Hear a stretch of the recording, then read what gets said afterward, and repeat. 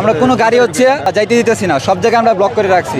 এখানে হচ্ছে একটা গাড়ি আমরা যথারীতি আমাদের আন্দোলনের অংশ হিসেবে এই গাড়িটা আমরা ব্লক করেছিলাম। ব্লক করার ফলে আমাদের কয়েকজন সহকর্মী ছিল, এখানে আমাদের সহযোদ্ধারা ছিল।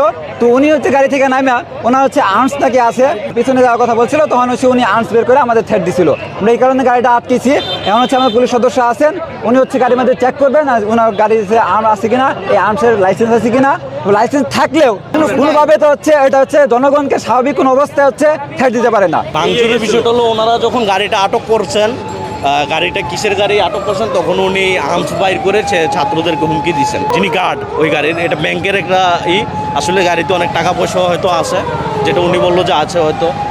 ওই সুবাদে হলো বাচ্চাদেরকে আমি বলবো যেটা, যারা আমরা ঢাকা সিটিতে কিংবা বাংলাদেশে আসি, বিভিন্ন মিডিয়াতে আমরা দেখতে পারি যে কোটা বিরোধী আন্দোলন হচ্ছে। আমাদের ছাত্রদেরকে, আমাদের সন্তানদেরকে আমরা অস্ত্র চিনাইতে চাই না, কারণ তারা অস্ত্র আজকে চিনবে, কালকে তারা অস্ত্র হাতে নেবে। সেজন্য আমি সকলের কাছে জোরালো দাবি থাকবে এবং অনুরোধ থাকবে যে দয়া করে আমাদের ছাত্ররা দুই একজন দুষ্টু প্রকৃতি থাকতে পারে, তাদের সাথে কোনো উশৃঙ্খল আচরণ যেন কেউ না করে।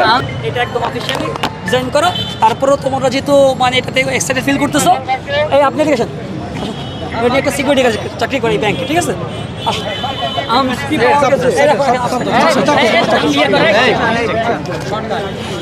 অফিসাররা বেরোতে বলেন, আপনি একটু বলেন যে ভাই আসেন, ভাই বেরোন, আপনারটা আপনি বলেন। জি, সালাম আলাইকুম ভাইজান, আমার ভুল হয়েছে, আমি বুঝতে পারি নাই, ঠিক আছে, ক্ষমা করে দেন।